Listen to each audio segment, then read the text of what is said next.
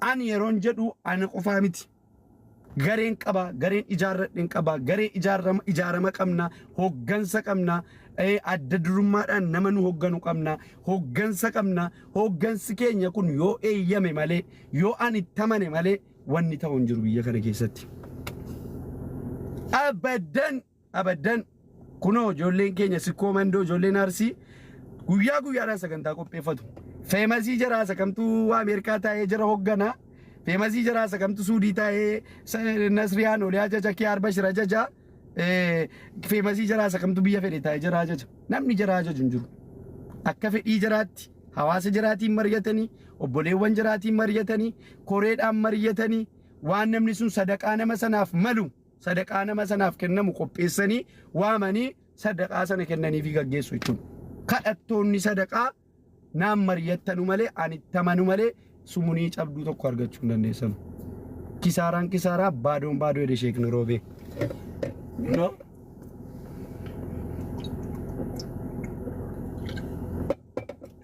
Isinii galee ramtii baadoon baadoo kisaaraan kisaaraadha jechuudha. An nama tokko arrabsu ammas nama tokkos arrabsaan jiru. Nama tokko wallaahi isa na arrabsu jechuudha. Abbaan isaa abbaa kooti. Yoo jiraate rabbiin umurii dheeressuuf. Yoo du'e rabbiin abbaa kooti hojii mataa godhuuf. Si galee namni ilma dhalchee guddifatee hanganaan ga'e hundi si galee abbaa keenya abbaa nama hundaati. Abbaa nama tokkoon tuqu haadha nama tokkoon tuqu waan anarratti immoo ba'aa kaa'uun ba'aan irra kaa'uun baana baachisuun hin danda'amu. Achi jara dheexanii sadaqaa gargaartanu jara wayiin utu deemaa ergadhaa. Ankiyyaan na ergachuu hin dandeessanu. Na ergachuu hin dandeessanu. Waan ani itti amane yoo waan ani itti amane nan godha nan gochaanis maaliinuu sin agarsiisa. Wanta an godhe immoo takkaa namni itti saalfatee beeku hin jiru. Hawaasni biyya Imaaraatis itti gammadee keessummaan biyyarraa dhufe itti gammadee gala malee takkaa waan kiyyaan keessa jirtutti namni aaree beeku hin jiru. Kanaaf immoo hawaasni biyya Imaaraatii ragaadha. Mee nama biyya Imaaraatii keessa taa'ee gadi bahee naqeequ tokko argitanii beektu hin jiru. Maaliif hin beeka akkatti nu sagantaa bareechinu akkatti nu qarshii kiisii keenya baafnee nuti naman gaafannu bar. Amma kanneen gaddaa bakka meeqaa sadaqaan kadhatamee namni kadhatamee miliyoona 3 ergee miliyoona 4 ergee yaabboo miliyoona 3-4 ergamnaan maaliif barbaachise iyyuu mucaarumti Dubaayii nu fuun. Miliyoonni 3 sun rabbii jedhaati riisitii isaa nuuf dhufu. Hawaasni kun gaafii gaafachuun beeku bar. Hamma fakkeenyaaf hawaasa bal'aa hawaasa Jimmaa silas intala kan gandaa gootaniitu miti kan gandaa gootanii silas hawaasa bal'aa hawaasa Jimmaa miliyoonni 3 ergame suni riisitii jedhaa gaafadhaa. Calluma ittanii jala deemtanii sirrii jette mucaan kun nu gargaare mucaan kana nuu ta'e sanaa miti riisitii nu gaafadhaa. Miliyoonni 3 ergame eenyurratti gale meerra birrii miliyoonni 3 already birrii miliyoona 3 jechuun gara diraama 60,000 oliiti. Miliyoona 3 jechuun eenyutu erge miliyoona 3 ergee bokkisaa ture hoolicha Ameerikaa sinii galee miliyoona 3 sana riisitii nuuf ergu eenyutu erge birrii amma maajete laziifaa barreesseera miliyoona 3 jiraannaa amma isaan jedhechoo laziifoo koo miliyoonni 3 jiraannaa maalumaaf mucaana dhufte biyya Dubaayii eenyuun miliyoona 3 ol shakkalee beeka silanni qoy artistiin Habashaa beekamaan Teedii Afroonuu dhufee sagantaa isaa bakka jarri liiluwaayin bakka jarri akoon fa'i sirbanutti maqaa waamu kana isiniin galu warra naqeexanuuf maqaanaan waamu kun isiniin galu achitti qophaa'ee fi miliyoona isin jettan kana hin arganne birriidhuma kana hunda sila jalqabaan garee ijaartanii guurtanii tuftaanaan maaluma gochuudhaaf obboleettii keenya biyya Arabaatti as ergitanii maaluma gochuudhaaf ijoolleen birrii indoomiidhaan bitattu birrii kaampaanii inni kaan sibiila baatee inni kaan naqa keenya kaartoonii baatee guyyaa guutuu afaanii banamnaa birrii 30-20 argata ollu maaliif nurra barbaaddu miliyoonni 3 argamnaan miliyoona 3 ergee jedhanii dubbatu bar miliyoona 3 ergiitan sagantaa qopheesse birri sagantaan birrii miliyoona 3 qophaa'u maaloodhaan isin miliyoona 3 namni qabu kaayiroodhaa ilmoo fudhata namni miliyoona 3 qabu kaayiroodhaa ilmoo ofitti fudhata sila ilmoo ofii ofitti fudhata ani laan ammalaa fakkeenyaa ilmoo kooti mana keessatti waa guutee keen gadi bee namaa waa ta'a maleen warabbal kaaba mucaakooti aannan siibitee fi paamparsii siibitee fi waa hunda siiguutee fi keetan achii keessa gantaasa bakkeetti gadi ba'a malee እንዴት እንደዚህ ይሆናል? ከናፉ ጀናኒ ሳክስ አያስፈልግም። ወል ቤክና ሙጨቲ ከና አነ ጫላን ቤክተኑ ወረመ ሰገንታ ቆጴስነ ጀተኒ ያቱርተኒ አነ ጫላን ቤክተኑ አን ይወጥቃት ወጋ ፍሩሸና ዱራ ጎለ ወሊ ከሰደ ማቱሬ አነ ጫላን ቤክተኑ ሐዋስንሞ የሮና መጀለ ደምተኑ ሐዋሰ ዋጋፈቱ ታሜ ሐዋስን ኬኛ ሐዋስን ጅማ ጨሉሜተኒ ኮመንቲን በሬስና ጨሉሜተኒ በካ አጀንዳ እንጅሩትን ፊግና ፊጋ ዮ ፊግደን ኢሌ nama waa gaafatu ta'a. Fakkeenyaaf miliyoona 3 ergine jedhan miliyoonni 3 sun eessa dhaqee maaliif miliyoonni 3 sun isiidhaa ergamuu dhabe amma na viizaan birii miliyoonni 3 tu kennabee fi nuftii Dubaayin nuftii rabbii jedhaati nuftu wallaahi nuftu eenyu nuuf artistiin kamiyyuu nuuf miliyoonni 3 kennamnaan maal gochuu nuuf koonsartii biyya Dubaayitti qophaa'u sakamti miliyoonaan biriin argamee beeka sakam yoo baay'atee danate jedhe miliyoona tokko maybe abbootiin qabeenyaa yookaan koreen qaama ta'ee wayii wanti ta'ee wayii walitti dhiyeenyaan namni wayii si gargaaruu danda'a sun immoo faayidaa koonsartii irraa argame jedhamee fudhatamuu hin danda'u waan namni akka dhuunfaatti si godhu waan namni ijaarama wayitiin garee wayitiin si godhu faayidaa koonsartii irraa argame jettee fudhachuu hin dandeessu maaliif waan namni ijaaramaan si godhu akka dhuunfaatti si godhu biyyas teessee argachuu dandeessa waan ta'eef nama sana qunnamtee jechuudha. Kanaafu jennaani al tokko fakkeenyaaf nuti yeroo baay'ee sagantaa qopheessineenaan sagantaan nu milkaa'uu dideera. Garuu gaafa sagantaan nu milkaa'uu didu gadi baanee guyyaa tokko nama arrabsinee hin beeknu sababa sagantaan sun ittiin nu milkaa'uu dhiiseef gadi baanee nama qeeqnee haadha namaa abbaa namaa arrabsinee hin beeknu. Rakkoon keenya maal ture? Rakkoo keenya kana immoo maaliin qajeelfachuu qabna?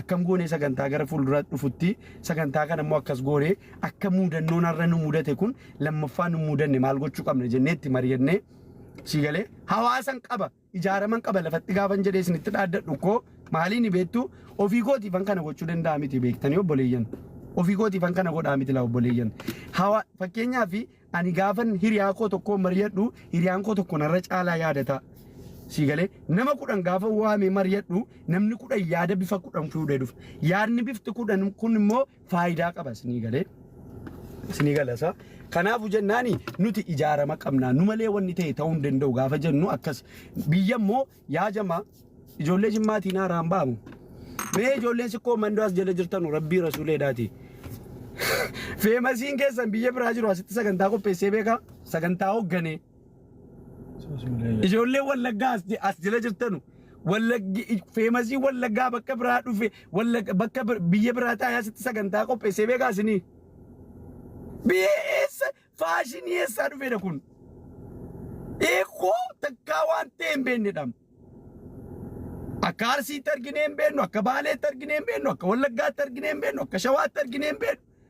Ijoollee sanyii mootii ምን ሆናችሁ ወሪ sanyii mootii ofiin jettanu 3 ሚሊዮን ያለው የልጁን ናፍቆት በፖስት አይገልጽም 3 ሚሊዮን ብር ያለው ሰው የልጁን ናፍቆት በፖስት ይገልጻል እንዴ namni birri miliyoona 3 qabu yaaddoo ilmoosa poostiidhaan dhufe boo'ee dubbata namni birri miliyoona 3 qabu ani ko adda gaafa miliyoona 3 namaa kennu miliyoona meeqan qaba jechuudhaan maybe miliyoona 20 qabaachuu hin danda'a jechuudha ani malaa gaafan bakka sagantaa wayii naqa wallahi akka namaa kumas namaan kennu kuma lamas namaan kennu kuma sadiis namaan kennu dhibban kenna dhaqee hamman qabu yoon fakkeenyaa 200 qabaadhe 100 mucaakootii waan ta'e bitadhee qallaba kankoo qallaba warra kootii 100 kaalkuleet godhee yoo lafa kaadhe 100 immoo dhaqeen bakka sagantaatti kenna obboleessa koo baga gammaddee baay'ee na gammachiiseera waliin umrii dheeradhaa yoo sargii ta'e horaa dagaagaa lamataa ciisaa sadiitaa kaa'eetan 50 dhibbas kennee deema malee namni birri miliyoona 3 qabu ilmoo fi yaadeera ilmoo koo edee posotataa miidiyaarratti shaa godheen furadha malee sigalee walumaa galettan kana soo barbaadeen hun taane ina jeefna kiyyaa jesiisee yatiima godha ilmoosa by the way waan akkasii dubbachuun hin bareedu ilmoo namaarra sigalee ani ilmoo keerraa akkatti yatiima taatuun barbaadu ilmoon kee akkuma kanatti yatiima ta'ee jira qobaa jiraataa jira sigalee garuu ilmoo keerraa akkatti yatiima taatuun barbaadu never kuni jecha utuwaatiin beekina afaanii si baatedha wayis yeroo fudhattu fudhannaa wayirrattis hunduma keenyatti fudhata garuu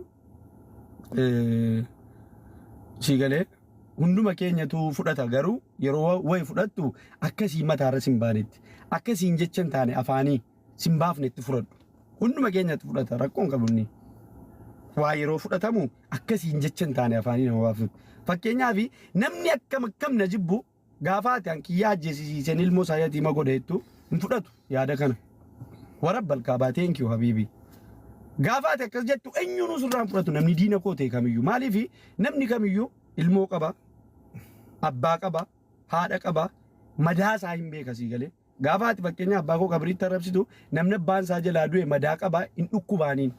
Nafiisaa obboleessa koo hin jiraatan kin sharaf namoota danuu faana ta'anii Nafiisaan akkasiin deeggaramtu godhaa turre waan baay'ee godhaa turre isiis gaafachuun hin danda'ama. Tokkummaan beekaan fa'aa wal gargaaranii immoo akkasiin gara Dubaadhaatu godhaniiru maashaallah waan gaariidha.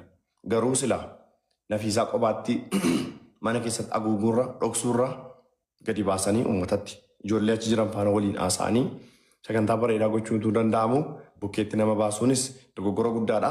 Sanaaf immoo itti gaafatamummaa guutuu kan fudhatu koreedha.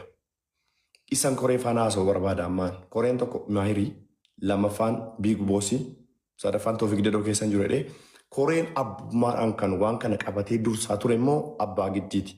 Yeroo simannullee kan nu faana dhaqe abbaa giddiiti.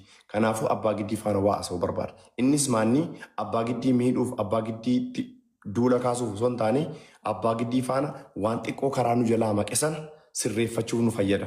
Inni darbeera akkamittiin waan kana qajeelfachuu dandeenya kan jedhu irratti mari'achuuf. Kanaaf yoo danda'ame kabajamaa obboleessa keenya abbaa giddii inni dhageessaa yookiin yuuzariidhaan dhaggeeffataa ta'a nan beekaa. Laale abdii koo laale abdii ammas ana koo obboleessa koo hangafaatan si laalaa sin kabajaa sin jaaladha. Gaafii hawaasa kamiyyuu deebisuudhaaf qophiidhaan hawaasni gaafii yoo narraa qabaate hawaasni kiyyaan nutti balleesseera yoo jedhe an nama abbaa koo arrabsiise isaa tamma waa maattus yoo ta'e abbaa giddiyaati jettus yoo ta'e ijoollee ati waa maattus yoo ta'e jara wajjin dubbachuudhaaf fedhiin qabu jarri diina kooti walitti adeemuu malee amma booda jechuun nagummaa waa tokko walirraan qaban maaliif si galee ana utuu nama lubbuun jiru na arrabsanii boriitu dhiifama na gaafachuu danda'u boriitu walitti araaramuu dandeenya boriitu waan fedhe walii gochuu dandeenya si galee an hawaasni akka hawaasaatti gaafii onirraa qabaatee fakkeenyaaf ijoolleen gastiirra jirtu Maahir Dedoo Biig Boos Toofiq Dedoo nama biraatiif carraa kenni awwannan hawaasa Jimmaatti balleessi yoo jiraate hawaasni Jimmaa naa gaafatu hawaasa Jimmaatiif deebiin deebisa akkasumas ijoollee biyya Imaaraatii keessa jirtu sagantaan kun ijoollee biyya Imaaraatii ilaallatanatti fakkaata si galee ijoollee shanan gibee biyya Imaaraatii keessa jirtu ilaallatanatti fakkaata jara ol galchiitii jarri yoo gaafii narraa qabaatan naa gaafatan malee warratti hamma waamaa jirtu anaa waliin diina dhaabbataa si galee diina dhaabbataadha jara waliin na gaafatanus gaafii deebiin qabu yoo walitti nu duulchuu ta'e malee wallaahi an jara wajjin gaafiif deebii tokko hin qabu baqa nama utuwaan lubbuudhaan jiru anaan na tuquuna sodaatee deemee abbaa koo qabriitti arrabsee wajjin gaafiif deebii nan godhu tokko hin jiru abdii sorry dhiifama naa godhe kun immoo maybe siif galuu dhiisuu danda'a nama abbaa isaa lubbuudhaan hin qabneef garuu galuu danda'a si galee. Naagala kiyya. An abbaa beekaan tuqne haadha beekaan tuqne ilmoo beekaan tuqne si galee abbaa giddiin tuqne ilmoo abbaa giddiin tuqne haadha abbaa giddiin tuqneen si galee tuqxee ta'e hojjettan immoo namni na dhageessan ragaa dhiyeeffadhaa sagalee koo fidaa. Si galee an warra kana wajjiniin amma booddee nama gumaati. Kiyyo ani siin galuu miirri kun kan jetteefi an abbaa kee simiti kan harkaan qabbare anatu harkaan qabbare abbaa kee bar deemee kan harkaan qabbare ana rabbi raamataa godhuufi rabbi qabrii isaanii itti bal'asuu rabbi kan jannataa isaana godhu harka kootii nan geessee qabbare abbaa kee habiibi nan beekaa sun dogoggora guddaadha idas natti dhaga'amee barreessaafiin ture na dhaga'uu hin dandeenye isa haa taa'u amma isa bade qajeelchina isa bade qajeelchuudha waan ta'eef yoo isaan dhufanii siinan buusa akkasiin miira keessa galtanii waliin lolle si buuseetan ofii keenya itti fufnaa abbaa giddi kabaja olaanaadhaan si waama tokkuma kabajaan si waama. Abdi. Oye. deebii tokkoffaa irratti waa'ee koree abbaa giddii qofaa miti adda durummaadhaan koree keessa kan ture tokkoffaa abbaa giddii lammaffaa Iliyaas Sultaan sadaffaa Abdii Huseen Kaalidoo illee amma ta'e quba qabanatti fakkaata jara kana fidi si galeera ana yoo ta'e immoo Abdii Huseen okay ana yoo ta'e immoo koree keessa kan hin gale sagantaan isa bor jedhamuun koree keessa naa dawwalamee